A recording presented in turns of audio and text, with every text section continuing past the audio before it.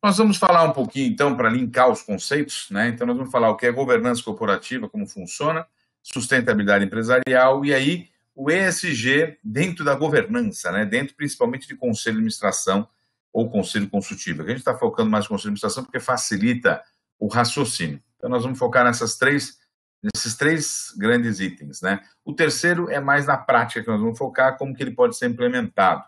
Então, vamos falar um pouquinho. Eu sempre gosto dessa reflexão, é lógico que as roupas são muito anteriores ao século XIX, mas como era um barão, então a gente gosta de pôr isso, né? Essa frase foi dita numa assembleia no século XIX do Deutsche Bank, um banco grande que existe até hoje, o Banco Alemão, e foi dita na assembleia, né? A gente imagina assim, né? Pô, perdemos de 7-1, mas a Alemanha já tomou de 7-1 também, porque é inimaginável uma coisa dessas nos dias de hoje, né? O investidor, né, o barão, falou o seguinte: os investidores são os tolos e arrogantes. Tolos porque nos dão seus recursos e arrogantes porque ainda querem explicações a respeito. Aí você fala, Roberto, e por que isso? Por que isso? Porque no Brasil, em qualquer lugar do mundo, não só no Brasil, mas tem muita companhia que parece que essa frase é a realidade dela, né? E aí mostra um pouco a falta de governança, né? Você tratar o investidor, tratar todo aquele que coloca recursos na empresa como seu aliado no desenvolvimento da sua empresa. E por que eu falo isso? Porque governança nasce daí. Ela não fica só restrita a isso, mas ela nasce do conflito entre investidores e gestores. Era um conflito comum, por exemplo, nos Estados Unidos, em mercados pulverizados.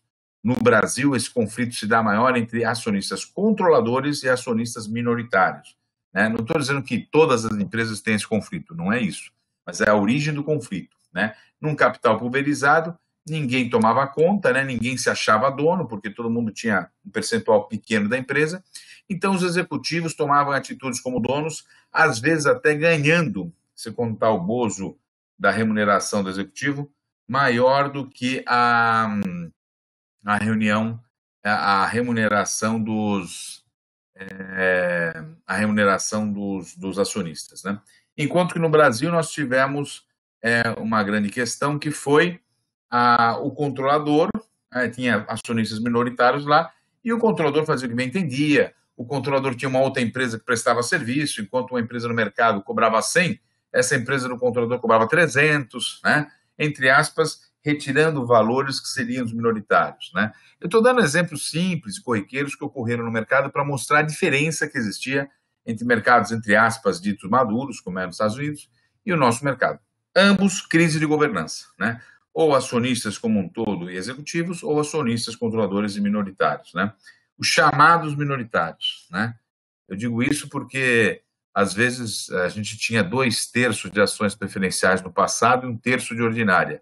No capital total, você tinha 83% do capital, era chamado de minoritário.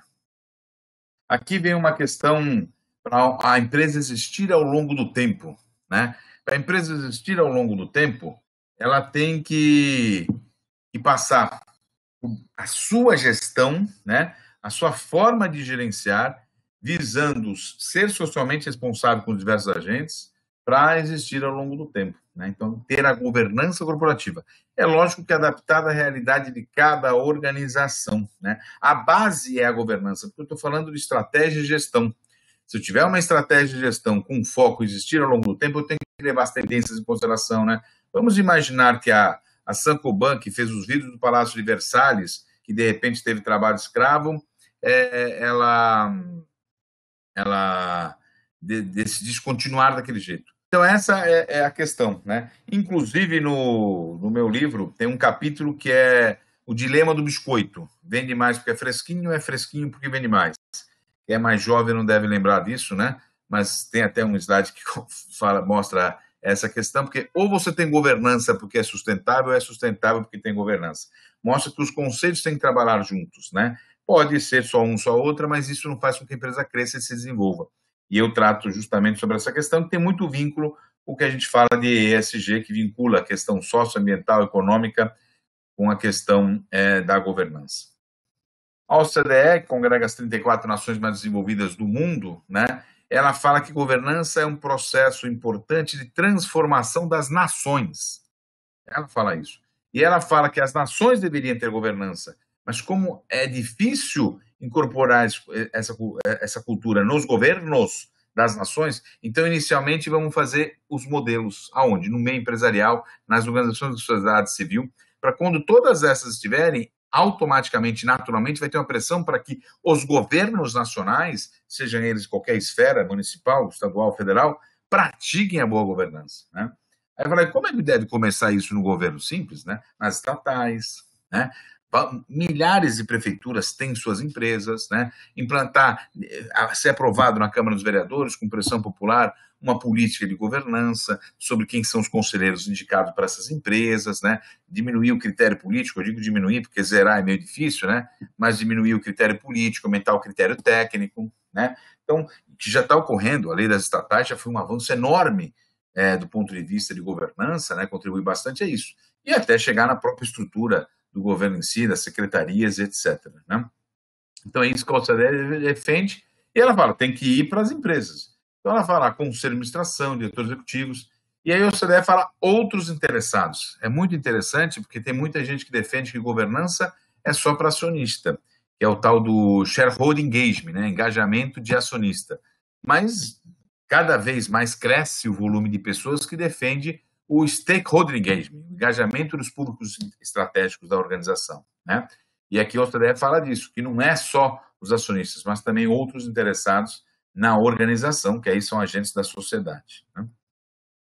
O pai da governança, está vivo ainda até hoje, Robert Monks, foi o homem que em 1991, pela primeira vez no mundo, falou corporate governance, né?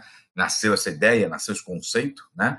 Em 1991, e um ano depois, não tinha Facebook, não tinha tudo isso, o Adrian Caldry, na Inglaterra, também falou o conceito de governança corporativa, ou seja, o inconsciente coletivo, né, do Jung estava aí andando nessa questão, né, porque eles não se conheciam quando defenderam praticamente a mesma coisa, critérios diferentes, né, tinha fraudes contábeis na Inglaterra, conselhos inoperantes, né, e aqui também, os conselhos não faziam, aqui que eu digo os Estados Unidos, né, de Robert Monks, não faziam o seu verdadeiro papel de defender os interesses enquanto acionistas, né? Então, é muito interessante isso, Inglaterra e Estados Unidos, um ano de diferença aí. E aí, Monks fala assegurar direito dos sócios da empresa, disponibilizar informações. Inicialmente, ele fala fundamentalmente em natureza contábil, porque tem aquele conceito de que na contabilidade eu enxergo toda a empresa. Eu enxergo quem a empresa é, como que ela é, né, na contabilidade. A contabilidade é uma radiografia da realidade da empresa naquele momento. Então, se algo é relevante, algo é importante, tem que estar na contabilidade. Se não está lá, então não é relevante, não é importante, né? Tanto é que se fala muito de indicadores, demonstrações contábeis financeiras, né? A ditadura do financeiro, mas se você coloca lá, é relevante, é importante, eu vou tratar de forma estratégica algo que é relevante e importante, né? Um ponto importante da governança é o objetivo de reduzir a probabilidade de erros e aumentar a velocidade de correção dos acertos. Governança para todo mundo? Depende, né? Aquele Richard Branson mostrou que não. Ele chegou até a abrir capital de uma empresa, depois fechou. Ele quer encontrar com o executivo dele no meio da rua, dar uma ordem e pronto, não precisar ficar anotado em nenhum lugar, não precisar ter o mínimo de burocracia, né? Implantar um processo de governança, você tem sim uma burocracia mínima necessária, e aí você tem que criar mecanismo para agilizar isso. Então, por exemplo, hoje com a tecnologia, uma decisão que tem que ser tomada rapidamente para depois ser ratificada em reunião ordinária, você usa a tecnologia, dá a base de informações e os conselheiros votam, né? Você tem que tentar diminuir o prazo, porque realmente a agilidade é um pouco impactada com isso. Você tem que ouvir pessoas. Mas por que você tem que ouvir pessoas para tomar a melhor decisão? Isso vale para toda e qualquer organização. Tem empresa que fatura 3 milhões anuais e tem conselho. Ela escuta uma vez por mês pessoas que impactam o negócio dela, né? Bem, eu dei um overview muito rápido sobre governança, né? Uma parte razoável aí. Vamos agora falar um pouco sobre a sustentabilidade empresarial. Eu gosto muito dessa definição que já é consagrada, né? E também foi utilizada pelo Índice de Sustentabilidade Empresarial da B3. Aí fala, para o setor empresarial, o conceito de estabilidade é simultaneamente rentabilidade econômica financeira do empreendimento, promovendo a inclusão social com respeito à realidade local, diversidade cultural, os interesses de todos os públicos, direto e indiretamente envolvido no negócio, com redução e otimização do uso dos recursos naturais e do impacto sobre o ambiente, preservando a integridade do planeta para as futuras gerações, né? Então, veja bem, aquela frase que eu falei, que o Rodolfo Vilela Marino falou da empresa do setor químico, né, Bela Queiroz, se enquadra totalmente nessa frase. Só que ele pegou e adaptou sustentabilidade para a realidade daquela empresa, do conselho que ele presidiu o conselho daquela empresa, do setor químico, então ele adaptou para a realidade dele, 100%, né, adaptado. E a empresa tinha isso como norte, como diretriz a seguir. Né? Uma visão antiga do que se falava de sustentabilidade, né, eram os famosos 3 círculos, né? E aí você dizia que esse vermelhinho, que é o menor do círculo, era a sustentabilidade, que é da intersecção dos 3 círculos. E aí a intersecção econômico-ambiental, são indicadores e práticas econômicos ambientais. A intersecção entre econômico, social, socioeconômico, a intersecção entre ambiental e social, socioambiental. Segundo os filólogos e o pessoal de letras, socioambiental é assim, tudo junto sem acento. Né? Por isso que eu escrevi dessa forma. Mas você pode perceber que a maior parte da área econômica não tem intersecção com ninguém, do ambiental também e do social também. Então, falou, pô, tem alguma coisa que não está batendo, né? Então, aí, é tudo uma coisa só e que impacta. Né? Então, hoje é isso, eu tenho que conseguir ter indicadores que eu analiso uma questão social, mas eu sei que ela vai impactar a questão econômica, que também pode impactar a questão ambiental. Então, eu navego em mais de uma vertente. Né? É dessa forma. E isso dificultou um pouco a gestão, porque a gestão não tinha nem implantado isso aqui. Isso aqui não estava nem implantado nos círculos. Né? E aí eu tenho que caminhar para isto, porque hoje tudo interfere em tudo.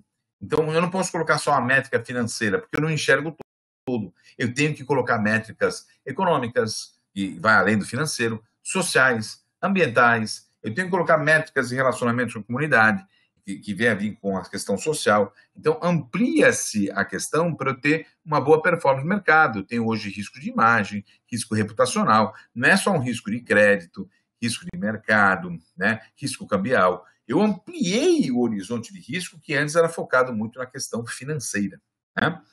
Também a Sigma fala do financeiro, social, humano, construtivo. Nesse caso dela, o humano é o que é interno da empresa e o social é o que é externo. Humanos são os profissionais que trabalham na empresa. O meio ambiente circula tudo, né? E é óbvio, a empresa tem que prestar contas, tem que se relacionar com o mercado, a informação que sai e entra. O construído é o manufaturado da empresa, né? E você pode ver que os que circulam todos é o financeiro, porque é o quem faz gerar a roda, né?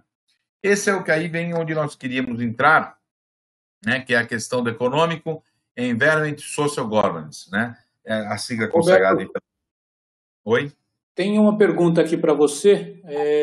O Carlos está perguntando se para você pontuar exatamente a diferença entre ESG e EESG. Muito bem. O que aconteceu? Vamos lá. É até bom, porque eu tinha me programado para falar e aí eu ia pular. Foi bom. Obrigado, Carlos.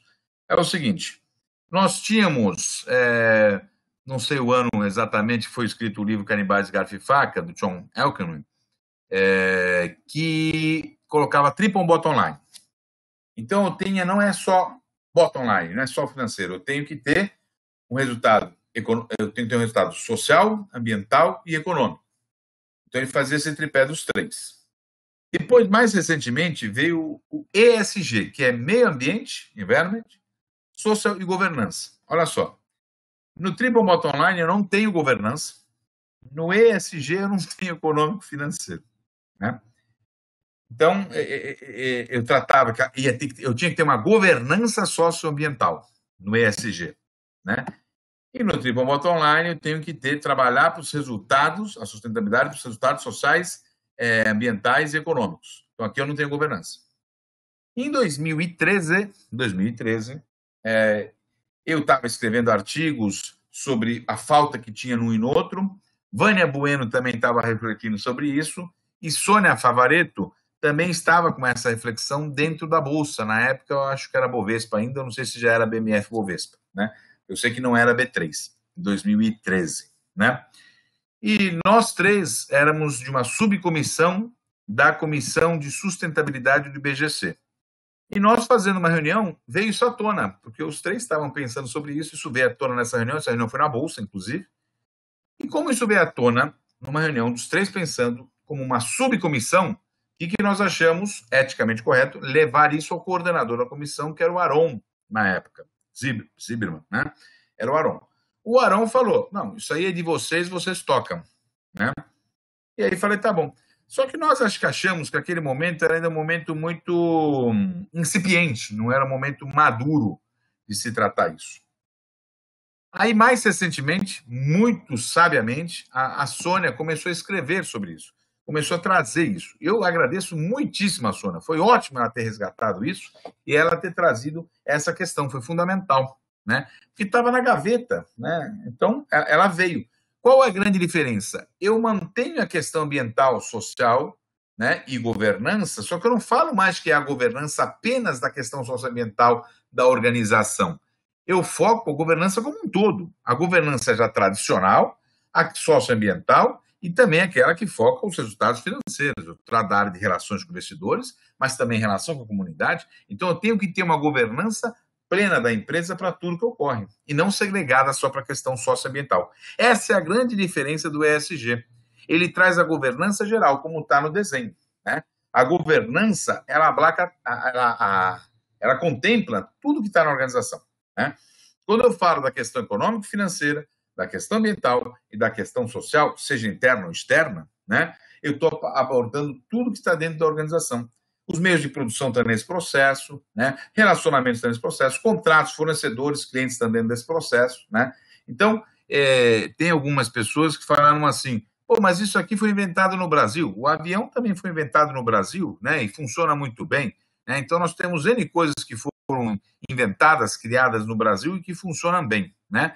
Então, nós temos sim que valorizar. Tem pessoas que acham, não, vamos seguir a tendência internacional. Eu chamo disso de síndrome de Tom Jobim. O que tem a ver o Tom Jobim com isso? O Tom Jobim só foi valorizado no Brasil depois que lá em Nova York ficaram não sei quantos minutos em pé aplaudindo ele. Aí o brasileiro começou a aplaudir o Tom Jobim. Então, eu falo síndrome de vira-lata, falava o escritor que agora, Nelson Rodrigues, né? Síndrome de vira-lata. Eu não gosto do nome, então eu prefiro chamar de síndrome de Tom Jobim, né? Então tem que o gringo dizer que é bom para a gente poder aplicar. Nós criamos e criamos muito bem, né? Foi ótimo, foi uma ideia que nasceu aqui e acho que temos que levar para fora, sim. Acho que o artigo da Sônia tem que ser traduzido para tudo quanto é língua, tem que mandar para fora, inglês, francês, espanhol, mandarim, tem que rodar, porque é um conceito completo. E acho que é por isso que tem que... A gente está evoluindo nos conceitos, né? Então, eu acho que é bom e acho que a nomenclatura que nós estamos dando ela é perfeita para aquilo que se quer propagar. Perfeito. Roberto, tem o Sérgio também, está fazendo uma pergunta nessa mesma linha, e ele fala, se você não considera que o G inclui governança como um todo, e por que restringir a questão socioambiental? Não, é porque quando você... Primeiro que a governança, ela trata da definição de estratégia e monitoramento da gestão. Se você for assim, fale em 2 palavras o que é governança. Eu escutei isso numa palestra e guardei, depois pesquisei e eu concordo. Estratégia e gestão. Isso vale para uma ONG, vale para governo municipal, estadual, vale para qualquer organização. Estratégia e gestão. Onde eu quero chegar e como eu vou lá chegar. Então, a governança é isso. E como é que isso é feito dentro da organização? Ponto. Isso deve valer tanto para a questão econômica, questão social e questão ambiental. Quando eu falo ESG, eu estou falando da governança socioambiental. Eu não estou colocando a questão econômica. Eu lembro de governança de TI. É a mesma coisa que tem profissionais que trabalham com governança de TI. É todo ferramental de TI para atender a governança macro da organização, né? Então, governança TI. Eu já ouvi falar, por exemplo, em governança de recursos humanos. Foi em São Caetano que eu ouvi pela primeira vez governança de recursos humanos. Aí eu falei, poxa, aí eu fui ver como é que existe a relação entre as pessoas e como é que isso se reporta à alta administração. Nossa, achei interessante a abordagem que eles estavam fazendo. Eu não conhecia esse termo, né? Governança de RH, né? Então, por isso que eu digo que é importante incorporar a governança a tudo, porque ela sozinha não incorpora o econômico, ela vai incorporar o que estiver vinculado a ela, né? Quando nós falamos governança corporativa, eu falo, eu tenho que ter uma governança, ótimo. Agora, se eu incorporo algo a ela, eu estou especificando governança a isso que eu estou incorporando. Quando eu falo ESG, eu estou incorporando governança à questão social e ambiental, ponto. E eu estou deixando o econômico de fora, né? Então, é a mesma coisa. Governança TI, é só focar em TI. Governança RH, só focar em RH. Governança como um todo. Aí, geralmente, o pessoal pensa em companhia aberta, como se relacionar com investidores, né? Governança corporativa abrange como é que eu tenho que tomar minhas decisões estratégicas e me monitorar. Para tudo. Agora, se nós queremos crescer o conceito de sustentabilidade, eu não posso deixar ESG, porque ESG prejudica o conceito, porque está dizendo de uma governança socioambiental, né? Então, eu tenho que ter uma governança socioambiental, não necessariamente, quando eu defendo isso, ela está atrelada à governança como um todo. É que nem governança de TI, eu estou focado só na TI. Então, é isso que eu estou trabalhando. Eu não estou trabalhando todo. Alguém depois vai vincular o todo. Se eu estou no ESG, significa que eu tenho a sustentabilidade, a governança dela, governança sustentável, que é um termo que também até eu já usei no passado, né? Eu estou focando só ela. Depois alguém vai trabalhar o todo. Se eu coloco mais um E, eu estou falando da governança como um todo. Essa é a grande diferença, acho que é a grande sacada que teve, que a Sônia trouxe de volta. Mas nós vamos falar no conceito de conselho de administração. Esse conceito que nós vamos falar é seguindo a responsabilidade do conselho de administração abordado na lei, nas boas práticas de governança, né, e do guia de sustentabilidade para as empresas. E aí vamos colocar algumas sugestões de levar o tema, né, para dentro do conselho de administração. Muito bem. A lei, junto com as boas práticas, fixa, né, ela coloca fixar a orientação geral dos negócios, orientação estratégica da companhia. Está lá, que o conselho tem que fazer isso. Pô, eu quero levar o conceito ESG para dentro da organização, então, muito bem. Buscar um equilíbrio no mercado, o tripé da sustentabilidade, que é econômico, social e ambiental, né? Facilitar um processo de governança. Então, eu tenho que ter ganhos, né? Não só financeiros, mas eu tenho que ter, de um ano para o outro, lógico que ano de crise, aí a gente poderia aqui debater muito sobre gabinete de crise dentro do Conselho de Administração, mas é outro cenário, como é que isso impacta na agenda ESG dentro das empresas, mas você tem que ver o seguinte, eu tenho que ter um resultado terminado o ano financeiro, eu tenho que ter um resultado de melhora ambiental terminado o ano e um resultado de melhora social. Para isso, tem que mapear e conhecer a minha realidade ambiental e social, né? E o conselho cobrar isso, né? Outra coisa que é importante, além do conselho cobrar, é monitorar o atendimento, né? O conselho tem que monitorar. Eu conheço um caso, não é 100% vinculado a isso, mas indiretamente é, porque a qualidade de vida das pessoas que trabalham na organização, a empresa estava muito preocupada com expansão, foco era expansão, mas tinha sido aprovado no conselho implantar um projeto de remuneração variável para os executivos, né? Passado 1 ano e 2 meses, um conselheiro perguntou na reunião do conselho como é que estava o projeto de remuneração variável. Ele não tinha nem saído do lugar ainda. A diretoria focou na expansão e esqueceu do projeto. O erro do conselho, ele não deu prazo, né? Falou os que tinha que ter, mas não deu prazo, então a diretoria também não se sentiu cobrada a isso, né? Roberto, Oi. Vou pedir um minuto para você. O Paulo está perguntando que ele acredita que tudo isso é muito bacana, mas por onde começar, né? A questão dele é, se eu não tenho isso, como que eu começo, né? Como que eu faço para implementar isso?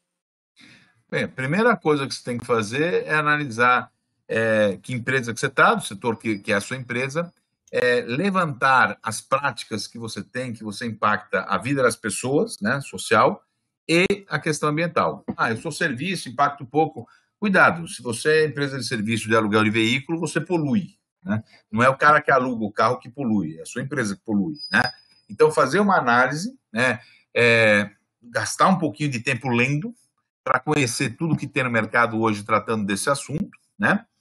E, se possível, inicialmente, montar um grupo de trabalho, chamando alguém de fora, pode chamar uma consultoria, se dentro da empresa não tiver ninguém vinculado ao tema.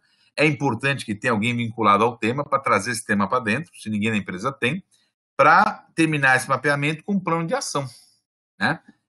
Se a empresa, eu estou falando de uma empresa de menor porte, que de repente nem conselho tem, né? Se a empresa de menor porte vai montar um conselho consultivo, que ele coloque no conselho consultivo. Agora, lógico, se a empresa ainda não está nem arrumada ainda, o orçamento é capenga, não tem um plano estratégico, tá? Essas coisas vão estar na crise da onda, mas que já se leve na montagem do planejamento estratégico essa questão ambiental e social presente, né? Então, a primeira coisa é conhecer o impacto que a empresa dá na vida das pessoas, seja interna ou externa, aí é fácil de enxergar a questão social, e o impacto que está causando ao meio ambiente, né? É isso, mesmo que seja baixo impacto, né? Conhecer isso já é importante, porque conhecer a questão econômica financeira, contábil financeira, as empresas conhecem, menos mal conhecem, né? Às vezes não, porque trabalha em empresas menores, lucro presumido, e nem sabe a realidade, né? Nem o contador sabe, nem ninguém sabe, né? E aí quebra e não sabe por quê. Mas, se são empresas grandes, elas já conhecem isso de cor salteado. Tratar com a mesma seriedade que a informação socioambiental, a prática contábil financeira, econômica financeira é tratada, tratar com a mesma seriedade a questão socioambiental. Quer ver um exemplo? Quando uma empresa faz uma fusão, quais são os primeiros dados que são dados para o mercado? É só econômico financeiro. Não se dá dados, por exemplo, de profissionais da empresa, né, de pessoas com necessidades especiais contratadas, não se traz esses dados. Por quê? Porque a organização tem dificuldade de juntar esses dados. O econômico financeiro não, porque já está consagrado há séculos, né? Então, é isso. Se você tratar a mesma seriedade que você trata a questão contábil, financeira, econômica, a questão socioambiental já é um passo enorme que você está dando. E fazer o levantamento, fazer o mapeamento do que a empresa tem. Né? Outra questão que está na legislação é que cabe ao Conselho de Administração escolher e instituir os auditores independentes. A gente tem que lembrar que, pela boa prática de governança corporativa, isso deveria ser delegado ao Comitê de Auditoria, mas a gente não pode ir contra a lei. Então, algumas empresas elas têm um comitê de auditoria só com membros independentes e o Conselho de Administração ratifica a de referendo, ou seja, não interfere na decisão do comitê de auditoria. E pela lei é o Conselho de Administração, né? Uma reflexão importante, esta empresa de auditoria, ela é capaz de verificar todas as questões da ESG presentes nas emoções contábeis? Num relato integrado, se a empresa caminhar para um relato integrado, onde junta informações contábeis financeiras que têm impacto socioambiental e informações socioambientais demonstrando a questão econômico-financeira desses dados socioambientais, e ela também é preparada para poder verificar os indicadores de RI, que é a grande referência de indicadores de sustentabilidade no mercado internacional, né, Global Report Initiative. Então, é isso, né? Para facilitar esforços. Ah, não, mas hoje eu tenho auditoria específica nisso. Poxa, se eu puder ter a mesma empresa que faça isso, melhor ainda, né? Eu vou ter seriedade, presteza, padrão em todo o relato, já que eu estou falando que é uma coisa só dentro da organização, né? Fiscalizar a gestão dos diretores, o zelo para a diretoria, os princípios éticos, também esse primeiro item que está aqui, está na legislação, né? O processo de prestação da diretoria ao conselho seria recomendável ter as questões tradicionais também. Por exemplo, tem diretoria que, por determinação do conselho, toda e qualquer ação que ela desenvolve, o slide, inclusive, vem o ícone dos Objetivos de Desenvolvimento Sustentável. Vem lá. O que aquilo tem a ver, o que aquilo que a empresa está fazendo está vinculado com aquela meta lá do Objetivo de Desenvolvimento Sustentável de 2030. Né? Então, ela já constrói a própria prestação de contas ao Conselho levando em consideração, porque o Conselho deu uma diretriz e isso tem que estar presente no dia a dia da gestão da empresa. Então, o Conselho quer a prestação de contas já vinculada com os Objetivos de Desenvolvimento Sustentável. Então, a empresa tem sim que agir, levando em consideração, ela não vai pegar todos os 17 Objetivos de Desenvolvimento Sustentável, mas ver quais são os objetivos que estão vinculados e agir em consonância com esses objetivos. Né? Isso é uma adesão prática e real. Eu não estou contando aqui que poderia ser, não, isso existe. Isso eu vejo em conselho de administração que faz isso. Né? Outra questão é quando vai apresentar os resultados trimestrais, isso tem muito a ver com companhia aberta, que não seja só os números econômicos financeiros contábeis, mas também todos os dados socioambientais do período. Né? Eu apresento ao conselho os dados econômicos financeiros, mas também trago os dados socioambientais ao conselho. Roberto, eu não tenho tempo. Tá, resume, então. Eu sei que os dados contábeis financeiros, econômicos vão ser maiores. Não adianta a gente querer criar uma realidade que não existe. Mas, ao pouco, você vai trazendo esses dados, mostrando como eles interagem com os dados econômicos, financeiros, contábeis, e isso vai ser natural que eles se tornem os dados de uma única apresentação. Né? Você não vai ter apresentação econômica, financeiro, contábil e socioambiental. Você vai ter uma só apresentação em que não está misturados. Isso aí é com o passar do tempo. No começo você não consegue fazer isso. O conselho que manda as fafas se você fizer um negócio desse, até. Se não tiver fortemente no DNA deles, né? Então, apresenta separado. Aí você vai ser natural que você apresente junto. Vai estar lá já os dados econômicos, financeiros, contábeis, socioambientais, tudo junto e interligados. Né? Mostrando a interface e a inter-relação que tem entre eles. E os próprios conselheiros já vão estar aculturados com isso. Agora, você continua só levando os dados econômicos, financeiros, contábeis, não vai, né? Associações, está dizendo lá que o conselho delibera com quem a companhia se associa, com quem que ela monta uma joint venture, etc. Então, que tipo de empresa é essa? Que valor você tem? Né? É que nem eu sempre dou o exemplo agora, porque está na moda, é fácil, das startups. Né? Eu conheço uma startup que fez literalmente o seguinte, só que eu vou agora falar por analogia o que ela fez. Estava andando na rua, encontrou uma mulher, olhou para a mulher, sorriu para ela, ficaram felizes, foram até o cartório e se casaram.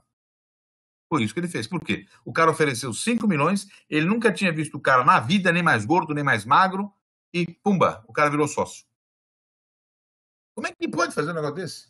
Que valores esse cara tem? Depois foi um inferno para conseguir tirar esse sócio da empresa. Né?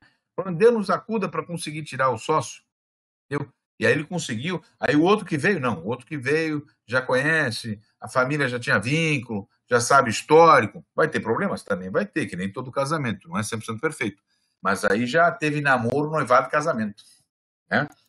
Então é isso. Você tem que saber com quem você está se unindo. Né? Perfeito. Roberto, deixa eu te interromper mais uma vez. O Sérgio ele pergunta que no começo da sua explanação nós falamos do ESG e ele pergunta como que você vê essa relação entre o ESG e as Blue Zones corporativas. Então, isso é muito importante porque as Blue Zones ela vislumbram qualidade de vida. São várias as cidades. Tem uma na Costa Rica, tem lá no Japão, tem uma em São Francisco, perto de São Francisco. A gente gosta muito da de São Francisco porque é um meio urbano, né? E como a nossa realidade é mais urbana, então a gente olha um pouco isso. É um conceito de qualidade de vida, né? São lugares onde as pessoas vivem mais de 100 anos e vivem bem, né? Têm hábitos saudáveis, etc. Como é que nós podemos levar, nós da empresa, a Ebluzone, para as organizações isso? Então, qual é a ideia? É que o ESG esteja presente não só nesse projeto de Blue Governance, né? De Blue Governance dentro das organizações. E qual é a melhor forma de levar esse conceito para dentro das organizações, o conceito Blue Zone? Praticar o ESG.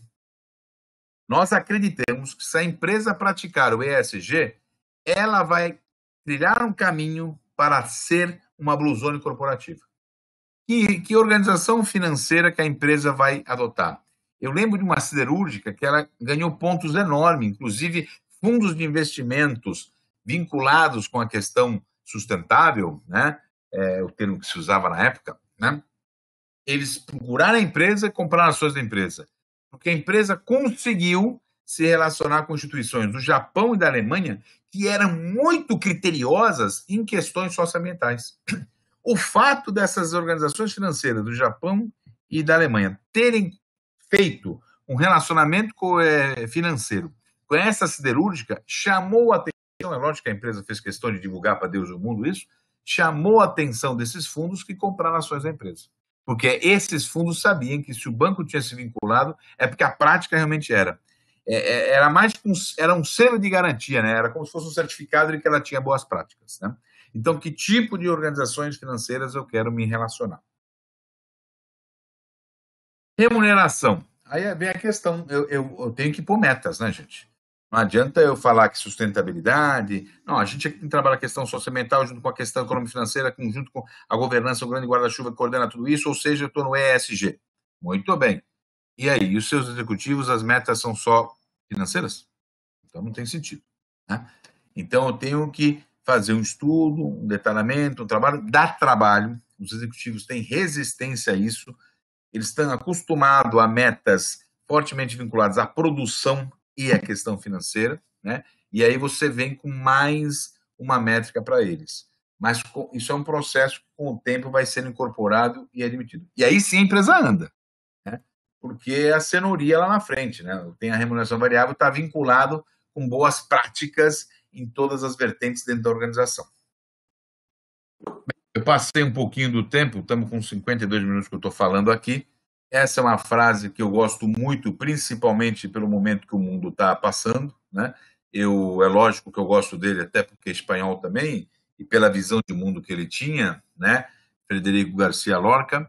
e ele tem essa frase que eu aprecio bastante, que é o mais terrível dos sentimentos, é o sentimento de ter a esperança perdida. Então, não tenhamos esperança perdida, né, em todos os sentidos, seja no sentido de saúde, seja no sentido político macro da palavra político, das nações, do mundo, né, para a gente acreditar que possamos evoluir, possamos ser melhores, e nós acreditamos piamente de que o ESG contribui para que tenhamos Blue Zones corporativas. Entendo Blue Zones corporativas, vamos ter uma sociedade melhor. E é isso que a Blue Zone acredita. Muito obrigado, parabéns aí pela apresentação, e a gente tem algumas perguntas aqui pipocando aí para fazer para você. A primeira pergunta que eu te faço, na verdade quem faz é o Fábio. A implementação da governança sobre a ótica ESG tem impacto significativo no valuation das empresas? Como você vê isso? E existem impactos de curto prazo nessa implementação? Bem, vamos lá. Os impactos de curto prazo, se eu falar para você que é barato, é mentira, não dá para fazer, né? É muito engraçado, porque quando a empresa está bem, ela não quer fazer porque acha que está bem. E quando a empresa não está bem, não tem condições de pagar.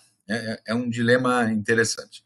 Mas você implantar isso tem custo. Você implantar um conselho tem custo. Você implantar procedimentos tem custo, né? Então, é um investimento a governança para que você tenha um resultado melhor lá na frente, né? Isso eu não tenho a menor dúvida. Por exemplo, ter um conselho de administração contribuiu significativamente uma empresa passar melhor por um cenário de crise. Eu estou dizendo isso porque a empresa, há 3 anos atrás, não tinha um conselho de administração, hoje ela tem, e isso contribuiu fortemente para ela passar pelo cenário de crise. É um processo de governança.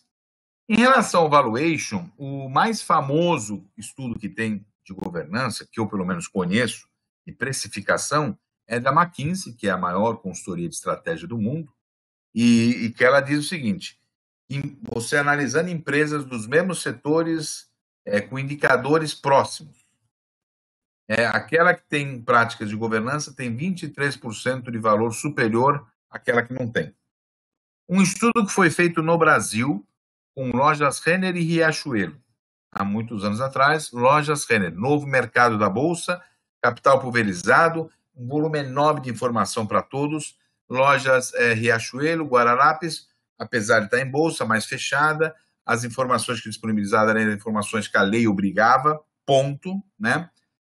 No período analisado, 3 anos de período analisado, os indicadores financeiros da Riachuelo eram melhores que os indicadores financeiros da Renner. Então você vai me dizer, bem, então a Riachuelo tinha uma performance em bolsa melhor que a Renner. Bem, se os indicadores da Riachuelo são melhores que a Renner, deveria ter uma performance melhor. Não tinha. Apesar dos indicadores financeiros da Riachuelo serem melhor que a Renner tinha uma performance superior. Pelo nosso estudo, a única justificativa que nós encontramos era a prática de governança, prestação de contas, transparência, né? um volume enorme de informação, aquele perguntas frequentes, sabe? Enquanto que a outra, você clicava na área de RI, você ia para o site da CVM, com aquela listinha lá que a CVM tem de documentos obrigatórios. E ponto, final. Você ligava para a empresa e falava que queria falar com a área de RI, e a pessoa falava assim, não, mas ele não atende ninguém do mundo externo. Isso não é piada, não, isso é verdade, isso ocorreu. Né? Nunca ocorreu um negócio desses, quer dizer, nunca não, né? Nunca é uma palavra muito forte, mas de 2006 para cá, acho que não teria ocorrido. 2006 é quando a Renner voltou à Bolsa Brasileira e voltou de forma pulverizada. Acredito eu que eu respondi a pergunta, Wilson. Não, com certeza, com certeza. Uma outra pergunta, Roberto. Empresa World Class ou exponencial é a mesma coisa que uma Blue Zone corporativa? Repete, porque para mim saiu picado, Wilson. Desculpa, eu não entendi. Empresas World Class ou classificadas como exponencial, se é a mesma coisa que uma Blue Zone corporativa, que eu posso dar o mesmo nome para as duas coisas. Olha, eu não sei. Pelo que eu li das empresas exponenciais, principalmente do que Mônica Mansur já escreveu sobre empresas exponenciais, eu acho que é um caminho para chegar na Blue Zone. Né? Eu acho que é um caminho para chegar lá. Perfeito. A Joana também pergunta para você, Roberto.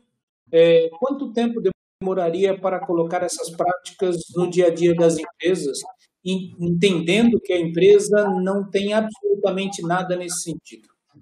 Então vamos lá, Joana. É o seguinte: tem pessoas que acreditam que em 6 meses você faz alguma coisa. Eu digo para você, a minha experiência diz que em 6 meses é pouco tempo, tá? Você consegue ter algum resultado depois de 9 meses se a empresa colaborar bastante no processo. Se o cronograma não for rompido por nenhum dos lados, né? Nem por quem está te assessorando e nem por quem externo que seja, né? E nem pela empresa, né? Em 9 meses começa a ter os resultados. O mais comum é após o primeiro ano.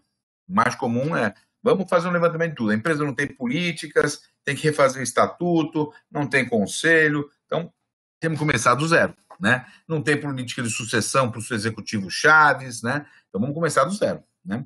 E aí, em cerca de um ano, você começa a ter o movimento significativo. O que acontece, por exemplo, é que aí você fez tudo, você tem políticas, né? Tem um programa de sucessão, tem conselho consultivo feito, tem fluxo de informação, e aí, beleza, beleza. Aí o teu assessor externo vai embora. Aí o conselho não opera, né? Aí é importante ter um apoio, né, para que o conselho funcione pelo menos no primeiro ano. No primeiro ano que eu digo seria o segundo ano do projeto, né? O primeiro ano do projeto, porque a maioria das vezes é um ano, tá? Eu não conheço casos de 6 meses, conheço casos de 9 meses, mas a maioria é 12 meses, começa a ter resultado significativo, e depois mais um ano de acompanhamento do conselho, aí depois você pode caminhar com as próprias pernas ou pode continuar com o apoio do governance officer dentro do teu conselho. Perfeito, Roberto, agradeço. O Wagner também coloca aqui um parabéns, Roberto, excelente visão a sua de ESG e a governança corporativa. E o Carlos também pergunta se a implantação de um processo de governança corporativa nos moldes do ESG, né, utilizando essa base que você comenta, se isso seria muito caro, na casa de milhões de reais. Primeiramente, agradecer o Wagner, né, pelo comentário. Milhões de reais? Não, isso aí depende do porte da empresa. Uma empresa de pequeno porte, tudo nela é menor, né? Então, ela tem lá 18 funcionários, tem uma produção, está faturando 3 milhões por ano, quer chegar em 30 milhões de faturamento. Opa, por que para não chegar em 30 milhões de faturamento já não vamos ter práticas ESG dentro da empresa? Então, o custo não vai ser um custo astronômico, né? Agora, se você pegar uma organização que fatura bilhões, não tem nada disso e quer fazer, muito provavelmente sim ela vai gastar milhões para implementar. Porque tem várias unidades, porque é uma empresa de caráter, né, nacional, vamos dizer, você tem viagens para colocar num projeto como esse tipo de coisa, correto? Mudança de cultura de uma empresa que fatura bilhões, que tem milhares de funcionários, você aí, Wilson, você é o pai da matéria, não sou eu. Mas imagina mudar a cultura de uma empresa que tem 18 pessoas e mudar a cultura de uma empresa que tem 3 mil pessoas. É muito mais complicado, não tenha dúvida disso. Bom, Roberto, eu não tenho mais perguntas aqui do pessoal. Quero até pedir aí, se caso haja alguma pergunta, antes da gente encerrar o nosso webinário. Eu deixei passar uma outra questão abordada, se não me engano, pelo Sérgio. Deixa eu só voltar um pouco. O Sérgio colocou uma situação, na verdade foi uma afirmação dele, o que você acha disso? Que o questionário de governança da ISE B3 olha Peraí que eu perdi a pergunta. Olha a governança como um todo, e não só no caráter ambiental e social. Se você conhece e o que você diz sobre isso. Você pode repetir de novo, por favor, Wilson? E questionário de governança do ISE B3 olha a governança como um todo, e não só o ambiental e social. E está falando de ESE e não EESE, né, como a gente comentou. Sérgio, eu acompanhava muito o questionário do ISE quando eu estava lá no conselho, né, até 2009. De 2009 para cá, o meu acompanhamento do questionário foi diminuindo um pouco. No começo eu pude começar a atuar com clientes, porque eu não atuava, né, no Conselho do ISO, eu não me envolvia com nenhuma empresa que quisesse assessoria em relação a verificar as práticas para que eu pudesse responder o questionário, né, então era uma verificação de prática de gestão para poder responder. E depois que eu saí do conselho, fiz a quarentena e aí eu pude atuar nessa linha, né? Mas tive uma atuação menor. Realmente, o governança que eles abordam, pelo menos que abordava na época que eu me lembro, era muito focado no relacionamento com os diversos públicos, né? Inicialmente o relacionamento com o acionista, então eu lembro que tinha pergunta de reunião pública, pergunta de prestação de contas, pergunta de ação preferencial ordinária, né? Então, eu lembro da dimensão de governança dessa forma do questionário do ISE quando eu lá estava, né? É natural que se acompanhe o processo de governança como um todo. Então, vamos lá. Quem toma decisões sobre as questões de produtos? Nossa, aí é a alta administração, muito bem. Quem toma decisões sobre grandes projetos de RH? É a alta administração também? Muito bem. Não, é a diretoria de RH, a gente não se mete. Ah, tá bom. Então, implantação no fundo de pensão não se mete, tá bom. Quem toma decisões em relação às questões ambientais de impacto? Isso é o diretor de meio ambiente da empresa. Não passa pela alta administração? Então é isso, né? Na verdade, deveria estar na agenda, né? Se é uma agenda estratégica, eu quero me posicionar estrategicamente diante disto, não tem como não estar no conselho, né? O ISE é para companhias abertas listadas em bolsa. Então, o conselho deveria olhar isso, né? Eu não posso, por exemplo, eu tive um acidente grave com árvores, para não falar acidente grave com barreira, né? Isso todo mundo já sabe. Mas tudo bem, vamos falar de barreira mesmo, né? Eu tive um acidente grave, tive 2 acidentes graves. Pressupõe-se que entre um acidente grave e o outro, a agenda das barreiras tenha sido mais presente do ponto de vista do conselho, porque ficou estratégico. O impacto financeiro do primeiro acidente foi enorme. Então, se foi enorme, eu tenho que trazer. Mesmo que seja num olhar cartesiano de bottom line, eu tenho que trazer essa agenda. Só que eu espero que você traga com horizonte também da questão ambiental e não só financeiro. Aparentemente, não veio desta forma ao conselho, entre um acidente e outro. Por tudo que eu já levantei, outras pessoas levantaram, né? Então, não dá para você falar que esse assunto é estratégico, né? Agora, o questionário do ISE, como eu falei, Sérgio, eu não estou acompanhado com as últimas versões do questionário, tá? Mas se o questionário do ISE está abordando dessa forma, então está tratando a governança como um todo, né? Os principais decisores estratégicos dos temas socioeconômico ambiental, do ponto de vista da governança, que aí é o ESG, tem que vir via Conselho de Administração. Decisão estratégica. A operação, não. Mas o monitoramento da operação também é do Conselho. Se você faz isso, você está no ESG. A governança está no conceito do ESG. Excelente, Roberto. Agradeço. A Fábia também... Me mexi muito aqui, não? Foi tranquilo. Como um bom profissional com sangue espanhol. A Fábia também disse que foi ótima a apresentação e a explicação muito clara. Parabéns também para você aí pela sua apresentação, ok? Obrigado, Fábio. Bom, mais alguma pergunta com relação a esse tema? Temos mais alguma dúvida que vocês gostariam de perguntar?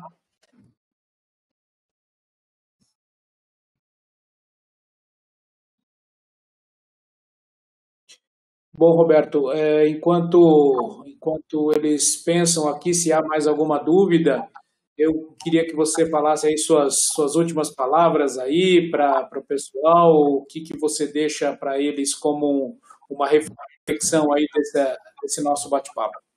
Ok, eu gostaria de agradecer aí o tempo de todos aí, né? Foram aí 5h30, agora já vão ser 7 horas. Muito obrigado, né, por dedicar aí quinta-feira, né? Finalzinho da quinta-feira para nós aqui, para a gente estar conversando sobre isso. A gente quer melhorar sempre, quer evoluir sempre. Então, toda e qualquer crítica que venha para desenvolver e melhorar o nosso trabalho de levar a Blue Zone para o mundo corporativo, nós estamos 100% abertos, né? Nós tomamos uma decisão de trilhar isso e levar isso para as organizações via ESG. Se achar que existe um caminho melhor ou incorporar mais coisas, estamos abertos. Nós somos uma empresa inclusiva.